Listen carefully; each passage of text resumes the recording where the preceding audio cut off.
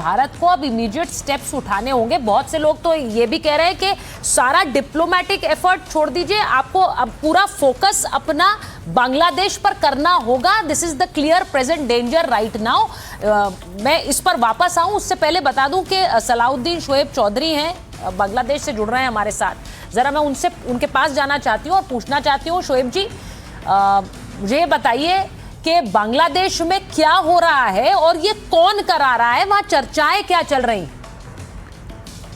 बहुत बहुत धन्यवाद सुचित्रा जी। देखिए, बांग्लादेश में क्यों आग लगी है, क्यों ऐसे हिंसा फैला रहा है, इससे बड़ी जो सवाल है ये कौन कर रहा है। हाँ। बांग्लादेश में देखिए, कल सारे रात तक जो चीज़ हुआ, ये हम 1971 की 25 मार्च को पाकिस्तानी ने जो ऑपरेशन सार्चलाइट की थी, उसी वक्त ऐसे हालत देखा कि चुन चुन के न्यूज़पेपर ऑफिस में अटैक हो गई, बंगबंधु के हाउस में अटैक हो गई, छायानट में अटैक हो गई, इंदिरा गांधी कल्चरल सेंटर में अटैक होने की कोशिश की, एक हिंदू को जिंदा जला दिया, बिल्कुल मार दी। मगर सबसे बड़ी जो बात है चित्रा जी कि रात को 1:30 बजे ये अटैकर्स को बुलडोजर कहाँ से मिला? बुलडोजर तो सरकारी होता है। तो ये पूरे attack was orchestrated and plan. ये यूनुस ने ही किया, ये तानाशाही ने किया, क्योंकि ये इसको एक बहाना बना के फरवरी 12 तारीख के जो चुनाव की बात कर रहे हैं, इसको टाल देगा और ये यूनुस तक चुनाव टाल दे। आप ये कह रहे हैं कि यूनुस ही वहां पर इस हिंसा के पीछे है, वो ही भड़का रहे हैं ये एंटी इंडिया सेंटिमेंट, ये सब कुछ उनका कराया हुआ? यूनुस तो आप जानते हैं, यूनुस जब आए बांग्लादेश में, आने से पहले ही उसने कह दी कि वो 7 सिस्टर्स को तोड़ना चाहते थे, आपको याद है शायद। तो यूनुस तो ऑलवेज यूनुस भारत विरोधी थे। और अभी क्या इनके मंशा है, सबसे बड़ी जो डेंजरस बात है कि कल जब हादी के जनाजा होगा जी, उसमें लाखों लोग होगा। हाँ। हम लोगों को इंफॉर्मेशन मिल रहा है तो उसी जनाजे की जो कांग्रीगेशन है, लाखों लोगों के सामने ये छात्र लोग कल से ही ये सरकार को रेवोल्यूशनरी सरकार घोषणा करने की नहीं बड़ी बात अरेंजमेंट में है और यूनुस को घोषणा करेगा सुप्रीम लीडर। आप बड़ी बात कह रहे हैं शोएब जी। मैं अपने दर्शकों को बताऊं, शोएब चौधरी कह रहे हैं कि बांग्लादेश में कल यूनुस को सुप्रीम लीडर घोषित कर देंगे। यानी जब ये हादी का जनाजा होगा, हिंसा के पीछे क्या यही मंशा थी कि वो सुप्रीम लीडर घोषित हो जाए? जनाजा में जो लाखों लोग होगा, वहां से ही ये सरकार को डिक्लेयर करेगा रेवोल्यूशनरी सरकार और यूनुस को सुप्रीम लीडर। मीनिंग यूनुस कल से बन जाएगा आयतुल्ला बांग्लादेश की और बांग्लादेश बन जाएगा खिलाफत राष्ट्र। तो ये सबसे बड़ी बात है। जो तोड़फोड़ हो रहा है, टेररिज्म हो रहा है, ये कल के ये सिचुएशन के लिए जो प्रील्यूड चल रहा है अभी। मैं एक चीज और आपसे जरूर पूछूंगी, इस हिंसा में पाकिस्तान का कितना हाथ है? आप लोगों को क्या लगता है वहां बांग्लादेश में? पाकिस्तान का कितना हाथ है? पाकिस्तान के पूरे हाथ है, क्योंकि यूनुस खुद पाकिस्तान की कठपुतली है और 54 सालों के बाद पाकिस्तान को एक मौका मिला बांग्लादेश में ये सब करने की। तो पाकिस्तान अभी कोशिश में है बांग्लादेश को फिर से पूर्व पाकिस्तान बनाने की और वो एजेंडा को आगे बढ़ा रहे हैं मोहम्मद यूनुस और इसके जो एडवाइजर से सब। देखिए, मैं अपने बाकी मेहमानों के पास जा रही हूँ। शोएब जी, मैं आपके पास वापस आती हूँ क्योंकि हमारे साथ जुड़े हुए हैं, लेकिन मैं ये जो बात कह रहे हैं कि पाकिस्तान का कितना हाथ है, सुशांत जी अगर मैं आपसे पूछूं, वो कह रहे हैं कि पाकिस्तान का कितना नहीं, सारा का सारा हाथ ही पाकिस्तान का इस हिंसा के पीछे और यूनुस वहां सत्ता में बने रहे, खेल सारा यही है। Do you agree? देखिए, काफी हद तक मैं सहमत हूँ इस बात से, क्योंकि लगता तो यही है कि ये जो सारा का सारा जो तामझाम हुआ है पिछले चंद दिनों में, पिछले एक हफ्ते के अंदर अंदर, उसका एम ही ये है कि जो चुनाव इन्होंने फरवरी 14 को रखे हुए हैं उसको खत्म कर दिया जाए। क्योंकि यूनुस नहीं करते थे चुनाव फरवरी, वो तो चाह रहे थे कि बाद में हो, अगर हो। कई लोग उसमें से ये भी कह रहे थे कुछ और वर्ष इस सरकार को रहने दिया जाए, उसके बाद चुनाव हो। जब तक ये यूनुस जितने हैं अपनी कब्र में ना चले जाए तब तक चुनाव ना करवाएं हम। लेकिन वो फौज ने देखा कि भाई बड़ा उबाल आ रहा है, तो इसलिए फौज ने काफी इंसिस्ट करके बोला कि भाई आप फरवरी में चुनाव करवाइए। तो अब अगर हाथ खराब हो जाते हैं तो चुनाव फिर ऑब्वियसली आपको स्थगित करने पड़ेंगे। तो एक तो ये पहलू है। दूसरा पहलू ये है कि पाकिस्तान का जो हस्तक्षेप है वो बढ़ते जा रहा है। देखिए, पाकिस्तान का एक तबका था बांग्लादेश में 1971 के बाद से है, उससे पहले तो था ही, उसके बाद भी एक तबका रहा जो एक इस्लामी कट्टरपंथ, जो बिल्कुल फैनेटिकल, जो जिसको आप बोलते हैं, लोग थे जो पाकिस्तान को अपना माई बाप समझते थे। और वो जमात इस्लामी वाले खास तौर पर थे। बीएनपी वाले जो थोड़ा बहुत उनसे सांठ-गांठ करते थे पाकिस्तान के साथ, वो राजनीतिक कारणों से करते थे। लेकिन जमातिये जितने थे या जितने बाकी ये इस्लामी कट्टरपंथ ताकतें थी, ये वहां से प्रोत्साहन भी ले रही थी, पैसा भी ले रही थी, ये सब कुछ हो रहा था।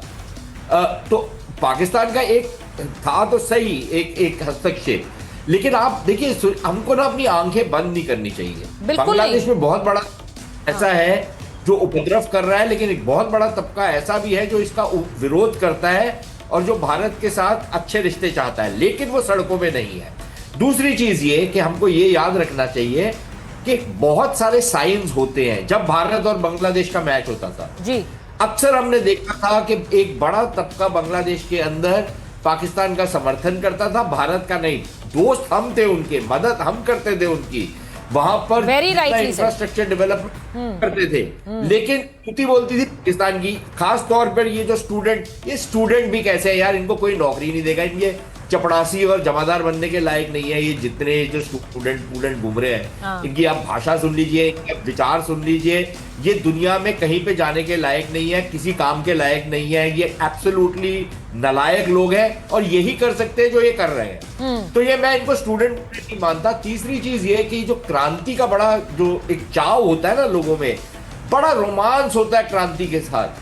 क्रांति अपने साथ जिस तरीके का तहस नहस लेकर के आती है, जो उपद्रव लेकर के आती है, उससे फिर कोई बचा नहीं रह सकता। अब जो 2 या 3 मीडिया हाउसेस को अटैक किया कर, ये कौन थे मीडिया हाउसेस? ये वो थे जो इनका समर्थन कर रहे थे। हमारे यहाँ पर जो अब बहुत सारी ऑपोजिशन पार्टी जो बड़ी बोल रही है ना कि भारत में भी ऐसा होगा, फिर ये याद रखिए कि जैसे ये वाले न्यूज़पेपर ऑफिसेज बांग्लादेश में जले हैं ना, तो फिर आपके भी पार्टी ऑफिस और घर जलेंगे। बिल्कुल सही बात कह रहे हैं सुशांत जी। मुझे लगता है ये आपकी जो बात है ये बहुत इंपॉर्टेंट है, क्योंकि बहुत से लोगों को लगता है कि ये एक एक्सपेरिमेंट है और इस एक्सपेरिमेंट को कहीं भी किया जा सकता है सत्ता से बेदखल करने के लिए, लेकिन it is a very dangerous trend. जी कई बार कोशिश कर चुके हैं, अभी तक विफल रहे हैं।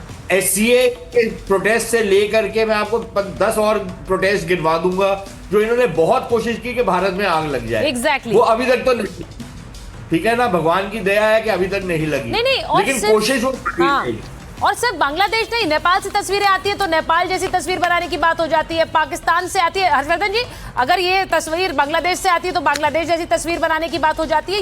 ये जो एक तस्वीर दूर से देखकर यहाँ पर अपदस्त करने की एक मंशा है, उन्हें याद रखना चाहिए। बिल्कुल सुशांत जी ने कहा, जो लोग सड़कों पर उतरे ना उनका भविष्य बचेगा ना देश का भविष्य बचेगा, और ये सबको पता है।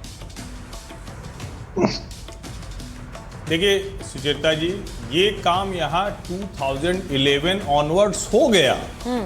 2011 से 14 में वंशवादियों, भ्रष्टाचारियों, जो एक तरह के लोग सत्ता का तंत्र चलाते थे, उनको ध्वस्त कर दिया। और सबको याद होगा, उस आंदोलन को कवर करते हुए भी, देखते हुए भी हर कोई चला आ रहा था। कॉरपोरेट चले आ रहे थे, लड़के लड़कियां चले आ रहे थे, छात्र चले आ रहे थे, बुजुर्ग चले आ रहे थे, लेकिन उसके बावजूद भारत का आंदोलन हिंसक नहीं होता है। ये कम्युनिस्ट आइडियोलॉजी थी जिसने कहा था कि बंदूक की गोली से क्रांति निकलती है, लेकिन भारत ने उसे खारिज कर दिया। हमारे देश का नौजवान भी सड़कों पर उतरता है तो इस तरह की हिंसा नहीं करता। वो ढाका, कोलंबो, काठमांडू नहीं बनने देता है, वो अपने देश की संसद को आग नहीं लगाता है, वो अपने देश में इस तरह के जो अराजकता है वो नहीं फैलाता। किसान आंदोलन के दौरान भी करने की कोशिश हुई, तब भी पूरी सफलता नहीं मिली थी। ये हमारे देश के लोकतंत्र की ताकत है, सफलता नहीं मिलने वाली है। लेकिन बांग्लादेश जो आप चल रहा है ना, द बर्निंग बांग्लादेश, उसकी आंच हमें भी जला रही है। इसीलिए मैं कह रहा हूं कि आपको वो सारे एसेट्स एक्टिवेट करने होंगे, सारे टूल्स एक्टिवेट करने होंगे। बांग्लादेश में बड़ा ऑपरेशन करना पड़े तो वो भी करना चाहिए। अब इसमें संकोच करने का समय नहीं है, क्योंकि नहीं, क्या ये ऑपरेशन नहीं, ये ऑपरेशन कैसा होगा हर्षवर्धन जी, ये भी तो समझना पड़ेगा। क्या भारत बांग्लादेश में एक ऑपरेशन कर सकता है? क्या वो समय आ गया है कि ऑपरेशन अब करना होगा? वो ऑपरेशन किस शक्ल में होगा? मैं जरा एक बार बड़ी खबर बता दूं जो हमारे पास आ रही है अभी, कि ढाका की हिंसा पर बांग्लादेश के पूर्व मंत्री का बयान आया है। वो कह रहे हैं कि ISIS का झंडा लहरा रहे थे हमलावर। धान मंडी 32 के हमले के दौरान ISIS का ये झंडा देखा गया और दंगाइयों ने किस तरह से ISIS के झंडे वहां पर लहराकर ही मुजीबुर रहमान का घर भी जला दिया, ये भी बोला उन्होंने। अब ये आप सोचिए जरा कि बांग्लादेश में ISIS के झंडे लहराए जा रहे थे। इसको किस तरह से देखेंगे, कैसे जोड़ेंगे? मैं एक बार एयर कॉमोडोर बहल आपके पास आ रही हूं, क्योंकि जो बात हर्षवर्धन जी ने कही कि बांग्लादेश में एक ऑपरेशन करने की जरूरत है, वो ऑपरेशन कैसा हो सकता है, किस तरह से किया जा सकता है? देखिए सुचारिता जी, मैं मिलिट्री ऑपरेशन तो बिल्कुल भी नहीं सजेस्ट करूंगा या रेकमेंड करूंगा। हाँ। क्योंकि उनकी भी आर्मी कोई इतनी छोटी आर्मी नहीं है। 2,04,000 की आर्मी है, 10 कोर है। नहीं, पर वो शायद फुल स्केल मिलिट्री ऑपरेशन की बात नहीं कर रहे हैं। वो शायद इस वक्त कुछ कोवर्ट ऑपरेशंस की भी बात कर रहे हैं। मुझे नहीं, हर्षवर्धन जी बेटर बताएंगे। यहीं पे मैं आपको ये कहना चाहता हूँ, भारत को ना मिलिट्री ना कोवर्ट एक्शन, ये दोनों नहीं करने चाहिए इस समय। हमें डिप्लोमेटिक एक्शन यूनाइटेड नेशंस पे, इस यूनाइटेड नेशंस सिक्योरिटी काउंसिल में अब इमीडिएटली प्रपोजल डालना चाहिए। और ये जो डिप्लोमेटिक एक्शंस है, हमको उस पे फोकस करना चाहिए। वापस से हाई कमिश्नर जो दिल्ली में है उसको बुला के क्लियरली वार्न करना चाहिए कि हमारा अगर एक भी एम्प्लॉय कहीं पे भी इंजर्ड होता है तो हम बहुत स्ट्रॉन्ग एक्शन देंगे। क्योंकि जो एम्बेसी है, भारत की 5 एम्बेसी, मतलब एम्बेसी एक ही है लेकिन उसके 5 काउंसलर ऑफिस है, ढाका, चट्टग्राम, राजशाही और खुलना और एक और जगह के अंदर। तो कहीं ना कहीं इन सब की प्रोटेक्शन हम नहीं कर सकते यहाँ से। और नेक्स्ट 2 दिन बहुत ही क्रिटिकल होंगे, क्योंकि ये जो लाखों की भीड़ की बात कर रहे हैं, एक चीज मैं आपको बताना चाहता हूँ, जो इलेक्शन में ये इंडिपेंडेंट आ रहे थे, उस्मान हाडी, वो किसी पार्टी के साथ नहीं थे। बीएनपी की इस समय भी 30% वोट पॉपुलैरिटी है, 20% है जमात इस्लामी की। अवामी लीग को उन्होंने बैन करके रखा हुआ है। अवामी लीग की इस समय थोड़ी गिरी हुई है, क्योंकि ये जो हिंसाएं हुई हैं लास्ट 1.5 साल के अंदर, तो ये 12 से वापस 18% पे आ गई है। यानी कि वापस लोग अवामी लीग को चाहते हैं और बढ़ती जा रही है वो पॉपुलैरिटी, क्योंकि विक्टिम की तरह उन अवामी लीग को देखा जा रहा है। अब आखिरी चीज मैं इस पे ये बोलना चाहता हूँ कि जो भी ये सिचुएशन हुई है, इसमें या तो बीएनपी पाकिस्तान एनकरेज या फिर जमात इस्लामी जिसकी फंडिंग ISI करता है, उन दोनों में से किसी ने मरवाया है इसको। ये चीज कभी बाहर निकल के नहीं आएगी। और अगर यूनिस चाहता तो इन सबको रोक सकता था। कैसे रोक सकता? नहीं, देखिए ये तो जब इसको गोली लगी और वो सिंगापुर गए क्रिटिकल कंडीशन में, उसको मालूम था कि ये मारे जाएंगे। देखिए ये बात तो बहुत पहले ये बात कही जा रही है कॉमोडोर कि क्या ये पाकिस्तान का कराया है, ये उन ताकतों का कराया है जिन्होंने ये सोचा कि अगर हादी की हत्या होती है, उसकी मौत हो जाती है, तो वहां पर क्योंकि वो एक एंटी इंडिया नैरेटिव चलाता था तो भारत के खिलाफ ये गुस्सा उतरेगा, तो इसीलिए बहुत सोच समझकर ये किया गया। इसके पीछे कई तरह की थ्योरीज हैं, लेकिन उन थ्योरीज से ज्यादा इंपॉर्टेंट है कि अब होगा क्या। सवाल ये है, मैं एक बार शोएब जी के पास जा रही हूं, उनसे एक सवाल जरूर पूछूंगी कि क्या पाकिस्तान में फिर से मिल सकता है बांग्लादेश? क्या ये वाली जो थ्योरी कुछ लोग प्रपोज कर रहे हैं कि भाई पाकिस्तान वहां पर सब कुछ कर रहा है और वो चाहता है कि उसका एक धड़ा बांग्लादेश का एक धड़ा पाकिस्तान से मिल जाए, क्या ये मुमकिन है कभी भी? नहीं मिल सकता है। मैंने कहा पाकिस्तान कोशिश कर रहा है बांग्लादेश को फिर से पूर्व पाकिस्तान बनाने के लिए। मगर आपको एक चीज याद दिलवाना चाहता हूं मैं कि आप सड़कों में जो इस्लामियों को, जिहादियों को देख रहे हैं, इनके परसेंटेज है हमारे 18 करोड़ में सिर्फ 6%, और यूनुस की सपोर्ट बेस है 0.02%। 18 करोड़ बंगाली यूनुस के साथ है नहीं, तो पाकिस्तान नहीं है। देखिए शोएब जी, जो बात आप कह रहे हैं कि 18 करोड़ बंगाली यूनुस के साथ नहीं है, तो जरूरी ये है कि वो बाहर निकले और अपनी बात रखें। ये जरूरी हो गया है, क्योंकि यहाँ पर वरना जो ये कट्टरपंथी सड़क पर उतरे हैं, ये खुद का भी भविष्य खराब कर रहे हैं और देश को भी चौपट कर रहे हैं, ये बिल्कुल साफ है। बहुत बहुत धन्यवाद आप सबका जुड़ने के लिए।